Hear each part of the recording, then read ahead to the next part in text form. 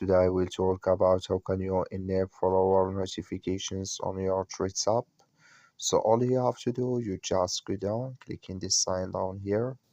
So then you come to your profile. Then all you have to do now, you just go above this sign, click on it. Then you come to next step here, just click on notifications. So then you come to this list, you just click here on Threads and replace here. So then it's going to take you to this list. Just go down here. When here additional options in system settings show for you, click on it. You come to this list, you just click on notification categories here. So then you go down, just come here to follower requests.